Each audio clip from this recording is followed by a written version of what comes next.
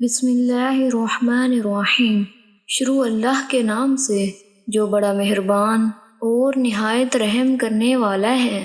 السلام علیکم ورحمۃ اللہ وبرکاتہ۔ حضرت ابو ہریرہ رضی اللہ تعالیٰ عنہ بیان کرتے ہیں، رسول اللہ صلی اللہ علیہ وآلہ وسلم نے فرمایا، 2 مرتبہ سور پھونکے جانے کا درمیانی وقفہ 40 ہوگا۔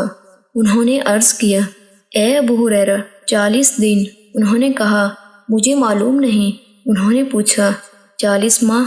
انہوں نے فرمایا، میں نہیں جانتا۔ انہوں نے کہا، 40 سال؟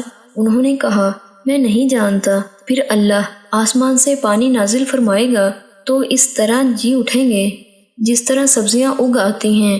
فرمایا، انسان کی ایک ہڈی کے سوا باقی سارا جسم گل سڑ جائے گا، وہ ریڑھ کی ہڈی کا آخری سرا ہے، اور روز قیامت تمام مخلوق اسی سے دوبارہ بنائی جائے گی۔